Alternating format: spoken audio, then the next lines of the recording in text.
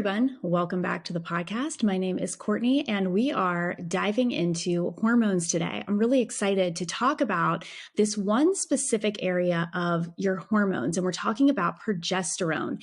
We always talk about a lot of estrogen and estrogen dominance, but sometimes we forget about the sister hormone, and that's what we're going to talk about today in relation to luteal phase deficiency. Now, LPD, not to be confused with LBD. We're not talking about your little black dress, even though we could, but we won't do that today. But we're talking about LPD, so luteal phase deficiency, and its connection with progesterone. Now, in order to understand luteal phase deficiency, we have to look at what the luteal phase is and understanding where it fits into the picture of your overall hormones. So we've talked about this on other episodes, but the simple way of looking at your hormones is breaking it up into two phases. You've got the front end, which is kind of a building phase, right? This is what we call the follicular phase. And this is when your follicles are really maturing in eggs. So leading up until ovulation, which is really the pinnacle point, this kind of splits right down the middle of your cycle. And then on the backside is the luteal phase.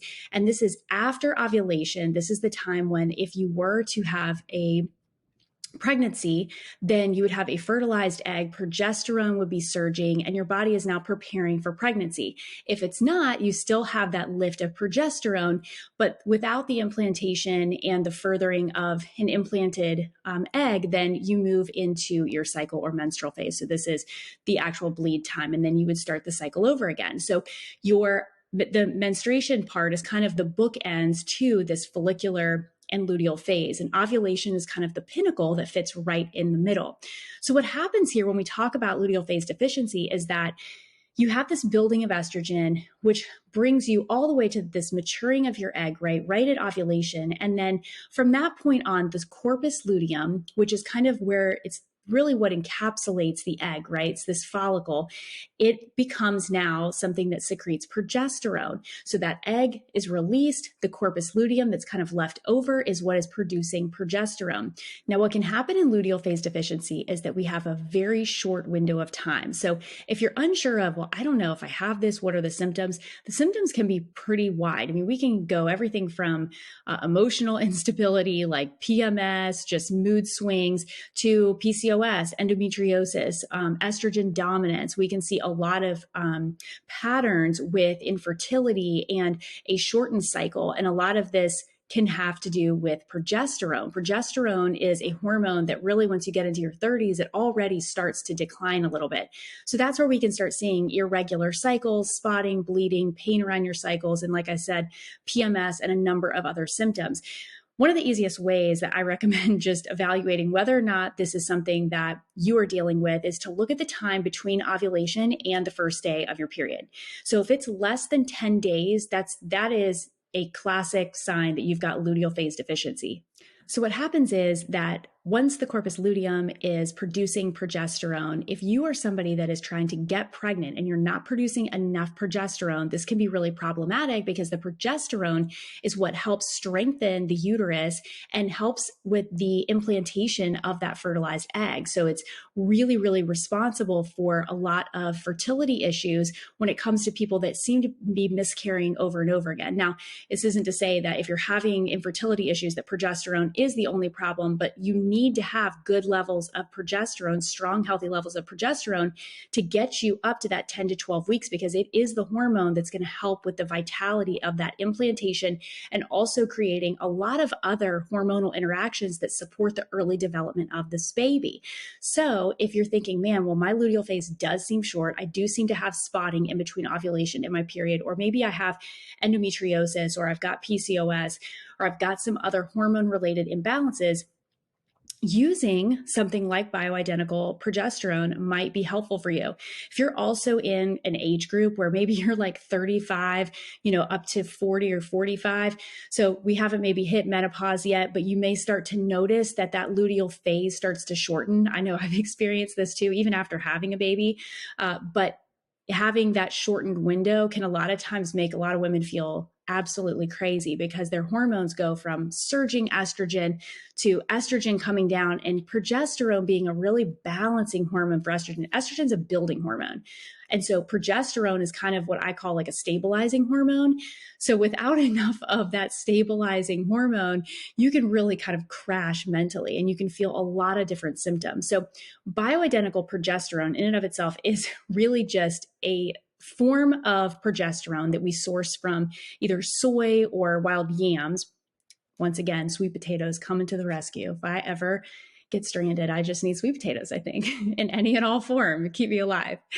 But outside of that, we can actually extract. So what we've found is that there are progesterone or forms of progesterone within these certain plants that can be extracted and synthesized and used in the form of a transdermal cream or serum that matches molecularly the same progesterone that's in your body. Now, this is not to be confused with progestin, which is often found in the pill or even the Mirena, the one that's hormonal. This is not the same form of progesterone. That's progesterone is what your body makes. And if you're getting bioidentical progesterone, then when you put it on your skin and it gets into the bloodstream, it looks exactly the same as the progesterone you would make.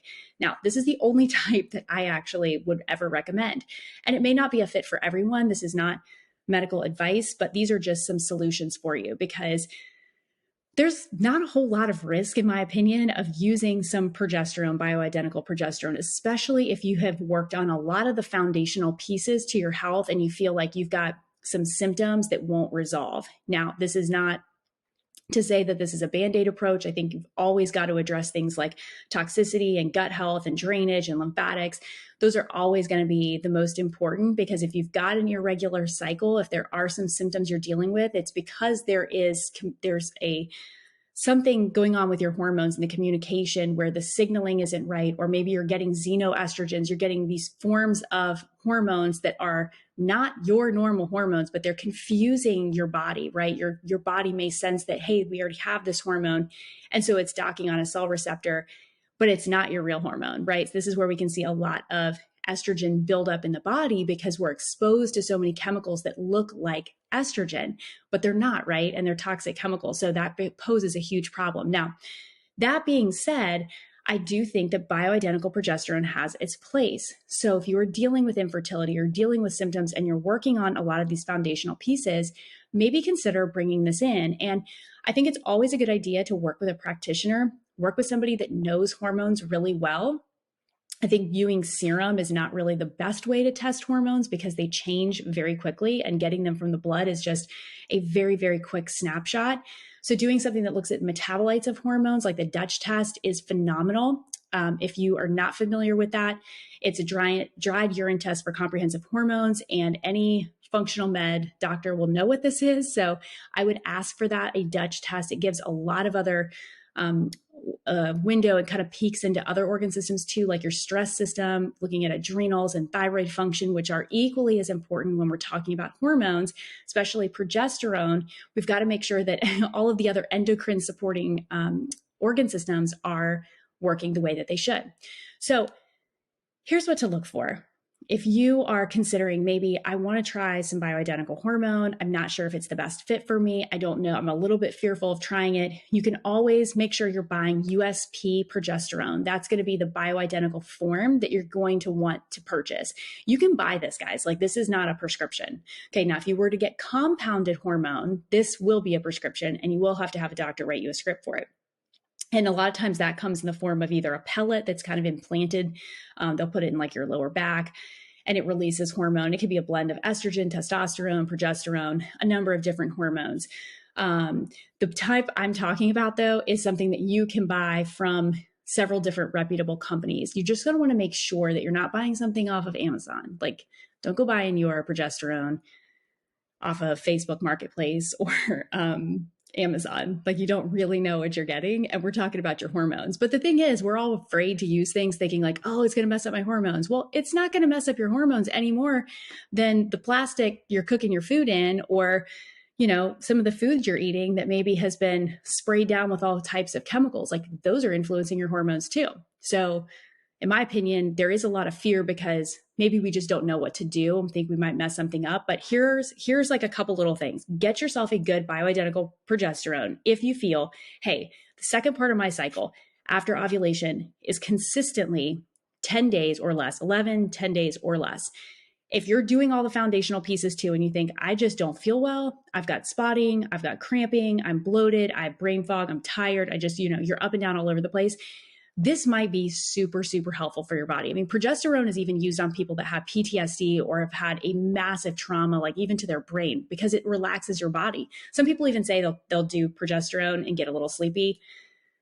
I haven't really experienced that. I think it feels really good. If you're a menstruating woman, I recommend doing progesterone. And this isn't just me recommending. This is what anybody would recommend that knows hormones.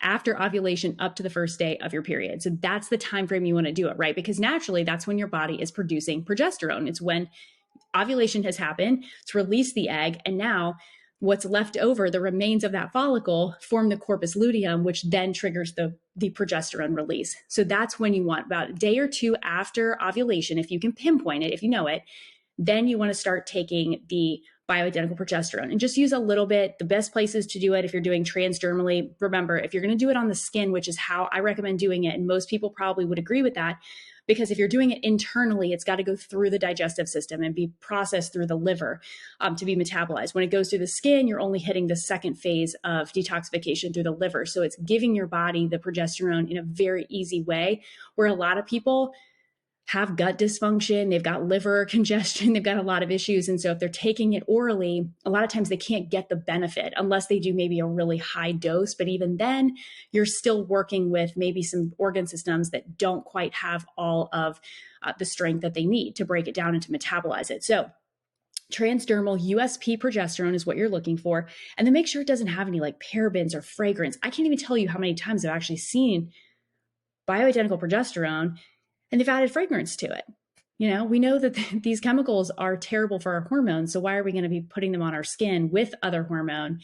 It's crazy to me, but just check the label. And there's several brands that are very reputable. And if you don't know, you can ping me over on Instagram, or you can DM us over at the Health Institute. So make sure, you're finding what you need, but just look at the label. And, most companies that have really good processing will have all of this stuff on there and tell you what it doesn't include. And then you can just read the ingredients. If you see a whole bunch of stuff on there that you don't recognize, that's usually a really big red flag. So using bioidentical progesterone, you're going to do it after a day or two after ovulation, up until the day of your first bleed. You're going to put it on your inner arms, like your forearms is kind of usually the best place for me.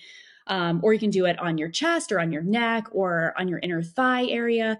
Start one time a day, and then you can increase to 2, see if you start to feel any better. You may actually just need a little bit to bump you up, right? Especially if you're estrogen dominant, which a lot of women are estrogen dominant right now. And so sometimes bringing up that progesterone level just a little bit, just augmenting what your body's already doing, can be really, really helpful when it comes to the symptoms around progesterone deficiency. One other thing I will mention is if you are using any type of hormone, so this goes for progesterone or anything else that you're getting, and I'm sure that if you are having compounded hormone, somebody or practitioner will probably told you, but you want to make sure that you're not picking up your kids or touching your spouse because those hormones can transfer. So if they're just going on topically on your skin and then you're picking up and holding your child, those hormones can translate and transfer directly to your child. And we don't necessarily need them getting all the progesterone with their little developing bodies. So just something to be mindful of if you do start to use this. Again, this is just a simple way for you to hopefully help move the toggles on your hormones naturally, because we know that that's the best way to do it. Because a lot of alternative people, even doctors, MDs, they'll tell you like, oh, if your hormones they're messed up, you just need the pill. Like we'll just regulate it with synthetic hormone. And that we know, I mean, there's so many people. Jolene Brighton came out and wrote a book about it, Beyond the Pill. And I mean, it's really becoming more common knowledge that the pill is going to be a saboteur. Like it is going to destroy the communication the natural communication between your brain and your ovaries. And what that does with long-term use, it also has all kinds of problems with methylation of certain vitamins, depleting certain nutrients in the body. So that is absolutely, I wouldn't even say that's a Band-Aid solution, because it's not even a Band-Aid solution. It's actually more problematic for your body in the long term. So bioidentical progesterone is a great option for women with luteal phase deficiency. Again, always look to root cause, but I do believe that this is a very safe option for women, especially if you're in that 30s or if you're going through menopause. Now, if you are menopausal, so you don't have a cycle, you can use progesterone every day. So you don't need to do the 2 weeks on, 2 weeks off. You can actually take it in micro amounts all throughout, if that does help you. A lot of women with hot flashes kind of going through that transition, progesterone can be a huge difference maker in how you feel and kind of navigating that premenopause through menopause. So that's something too to consider if you're in that season and you feel like I am just not myself. So look for USP progesterone, make sure that you're checking the label for the ingredients, and let us know if this has served you, if this is giving you a solution. I would love to know how it's helping you. I use bioidentical progesterone just a little bit. If you do become pregnant, okay, so if you start doing this and maybe you're struggling with fertility and you start adding a little bit of progesterone and you become pregnant, don't freak out. Don't come off of the progesterone. You want to stay on it for 10 to 12 weeks. Like, you want to get as much through your first trimester as possible, because you're going to need the progesterone, right? That's what has helped strengthen your uterus, keep it intact, and create all those processes, like I said, that are going to nurture that new baby. So don't come off of the progesterone. You want to obviously talk to your OBGYN, tell them that you're using bioidentical progesterone. They'll likely want to keep you on it until you get to that 10 to 12 week mark. But that's also another little tip for you if fertility is something that you're working towards and you start incorporating this. So again, not medical advice, just trying to let you know that there are things out there for you. You do not need a prescription for bioidentical progesterone. It is very safe to use. I always say start small, see how you feel, see how your body responds, but we're all about giving you solutions on this podcast and making you aware and equipping you with adequate knowledge to make decisions for your health. So thank you for joining me for this little mini episode on hormones, and I hope to see you on the next episode.